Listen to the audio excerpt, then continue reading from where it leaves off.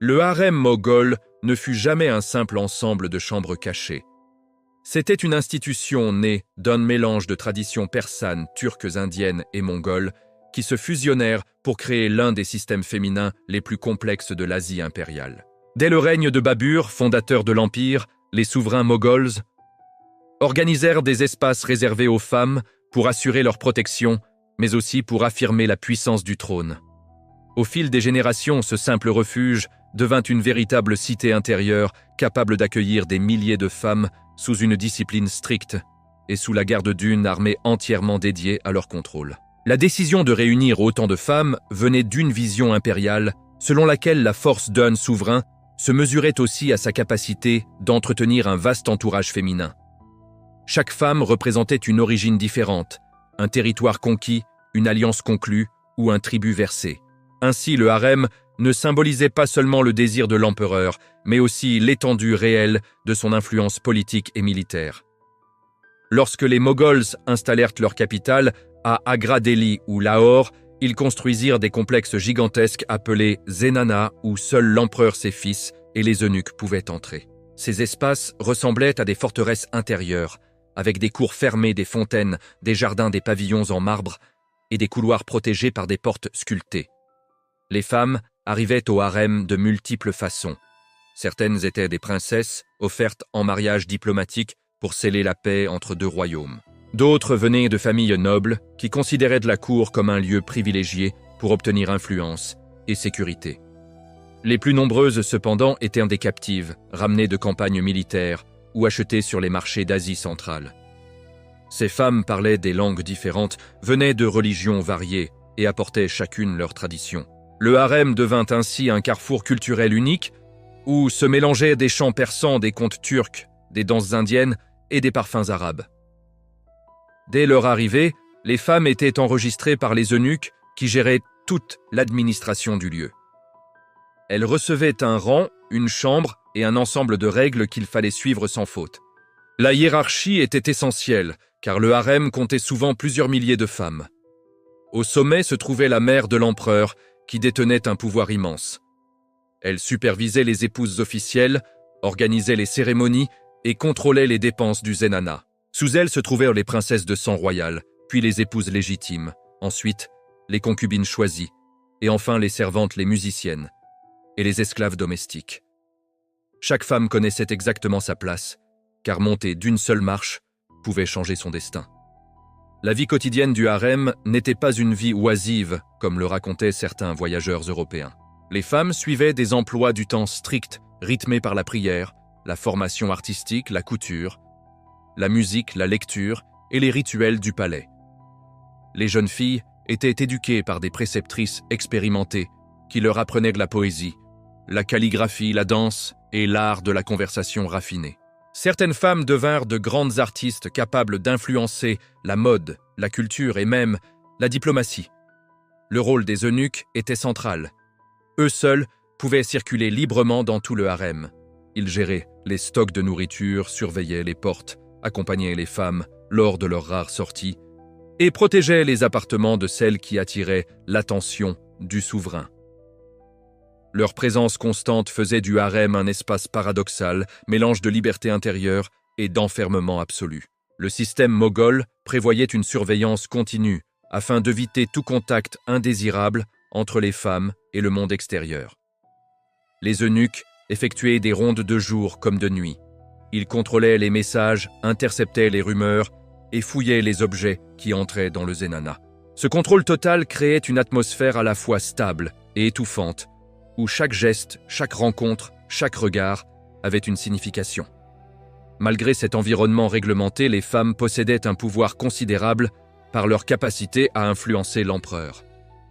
Certaines devinrent conseillères secrètes, d'autres inspirèrent des décisions politiques cruciales. La proximité avec le souverain offrait des privilèges immenses, mais aussi des dangers. Les rivalités pour attirer son attention pouvaient être féroces, car être choisi signifiait accéder à des richesses, à une autorité, et parfois à la possibilité de donner naissance à un prince. Le harem moghol était donc un univers où la beauté ne suffisait pas. Il fallait une intelligence aiguë, un sens politique affûté, et une vigilance constante pour survivre dans cette cité de luxe, discipline et intrigue. Dans la profondeur du Zenana moghol, un autre monde se déployait, un monde que les historiens appellent parfois le royaume silencieux des femmes. Tandis que l'empire s'étendait sur des milliers de kilomètres, un deuxième empire existait derrière les murs du harem, dirigé non par l'empereur, mais par les femmes qui maîtrisaient les ombres. Contrairement à ce que pensent beaucoup, le harem n'était pas un espace passif. C'était un terrain de stratégie subtile où chaque femme pouvait devenir une actrice du pouvoir. La hiérarchie y était vivante, constamment remodelée par les alliances, les conflits, les naissances et les disgrâces. Dans ce monde refermé, la mère de l'empereur possédait le poste le plus puissant, après le trône lui-même. Elle dirigeait les eunuques, donnait des ordres, à la garde organisait les cérémonies et contrôlait les finances du Zenana. Toutes les femmes, même les épouses officielles, la respectaient car sa faveur assurait la sécurité. Mais même elle devait rester vigilante, car une épouse ambitieuse ou une favorite rusée pouvait tenter de l'abaisser en manipulant les servantes, en influençant les astrologues ou en cherchant la faveur d'un prince. Les rivalités ne concernaient pas seulement l'empereur. Chaque prince héritier transformait l'ambiance du harem. La femme qui donnait naissance au futur souverain obtenait immédiatement le titre de reine-mère, un statut qui pouvait changer toute la dynamique interne. Autour d'elle se formaient des cercles de protection et des groupes de femmes prêtes à défendre son autorité, parfois par la ruse, parfois par la violence. Les femmes les plus proches d'elle recevaient davantage de ressources, de bijoux, d'étoffes, de servantes et de chambres. Les concubines qui n'avaient pas d'enfants étaient souvent les plus vulnérables. Elles vivaient dans un mélange d'espoir et de crainte, sachant qu'il suffisait d'une maladie, d'un accident ou d'un simple désintérêt du souverain pour les faire tomber dans l'obscurité. Certaines passèrent leur vie à tenter de gagner l'étincelle de regard d'empereur en créant des parfums uniques, en apprenant des arts rares ou en offrant des présents précieux fabriqués dans les ateliers du harem. Les eunuques jouaient un rôle central dans ces dynamiques. Ils tenaient des registres précis sur chaque femme, son rang, ses servantes, son état de santé, sa conduite et ses relations internes. Ils surveillaient la circulation des informations, interceptèrent les intrigues et rapportaient chaque mouvement suspect. Toute tentative de communication avec un homme de l'extérieur, même innocente, pouvait entraîner un isolement immédiat. Pourtant, certaines femmes réussissaient malgré tout à influencer des décisions majeures. Elles envoyaient des messages codés en utilisant des broderies, des motifs de henné ou des parfums dont l'odeur transportée par une servante pouvait signaler une demande.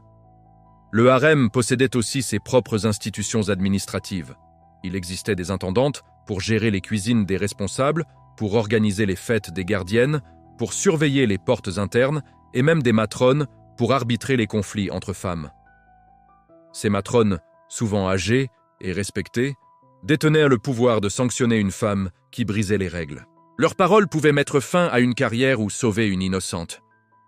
La formation culturelle du harem restait essentielle.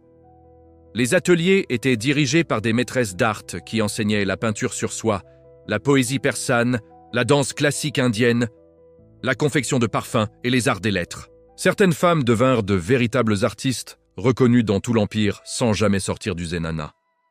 Leurs créations étaient envoyées aux gouverneurs, aux princes ou aux souverains étrangers. Le harem était aussi un lieu de savoir médical. Plusieurs femmes apprenaient les secrets de la médecine unani, les herbes, les onguents et les massages thérapeutiques. Elles savaient soigner les maladies féminines, les blessures légères et parfois même les crises de colère des jeunes princes. Les guérisseuses du harem étaient respectées et parfois consultées par les reines elles-mêmes. Au-delà du pouvoir interne, le harem exerçait aussi une influence sur le monde extérieur. Certaines femmes dirigeaient discrètement des réseaux de charité, financèrent des mosquées, soutenaient des poètes et influençaient la nomination de fonctionnaires en recommandant tel ou tel candidat. L'empereur l'entendait parfois sans le montrer, car les murs du harem avaient une manière unique d'émettre une opinion sans jamais quitter le palais. Il existait aussi un système secret d'archives. Les eunuques conservaient des lettres, des listes de naissance, des registres de dépenses et même des journaux internes qui racontaient les tensions du harem. Ces documents permettèrent de comprendre quel groupe dominait et qui gagnait du terrain. Pour survivre dans ce monde, il fallait être plus qu'une femme belle. Il fallait être fine, observatrice, patiente et capable d'analyser les intentions de chacune. Les plus sages savaient qu'il ne fallait jamais montrer toute la force de leur esprit. Elles avançaient lentement, construisaient des alliances discrètes et évitaient les confrontations directes. Le harem moghol était donc un lieu de pouvoir subtil qui ne ressemblait à rien d'autre. Un espace où la politique se jouait à voix basse dans un regard, un geste, une offrande ou un silence. Un empire parallèle entièrement féminin qui soutenait ou fragilisait parfois sans le vouloir le trône qui se trouvait juste derrière ses murs.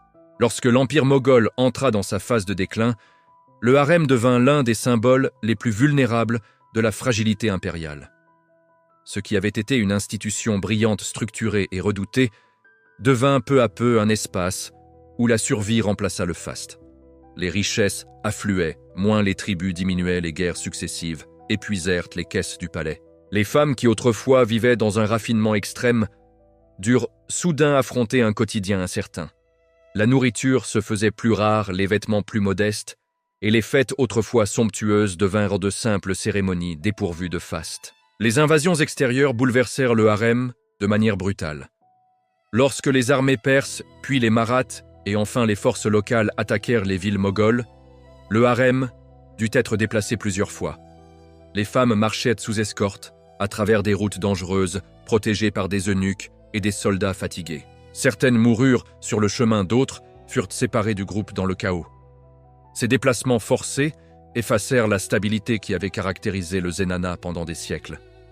Le harem n'avait plus la même autorité. Les eunuques eux-mêmes étaient moins nombreux, moins organisés et parfois moins loyaux, car la chute de l'Empire réduisait leurs privilèges. Dans plusieurs récits, on lit que certains eunuques, désespérés, vendirent des objets du harem pour survivre, voire trahir des passages secrets pour obtenir la faveur de seigneurs locaux.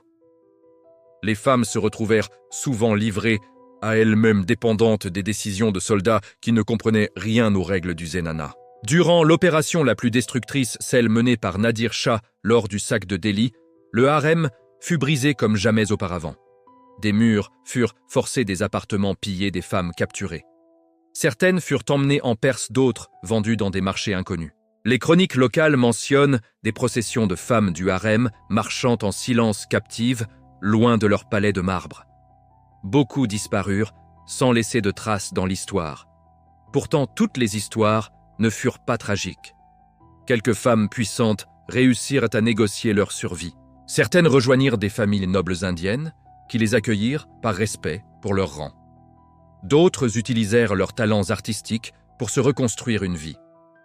Les brodeuses, les musiciennes, les parfumeuses et les calligraphes étaient souvent recherchés par les cours régionales qui désiraient importer le raffinement moghol.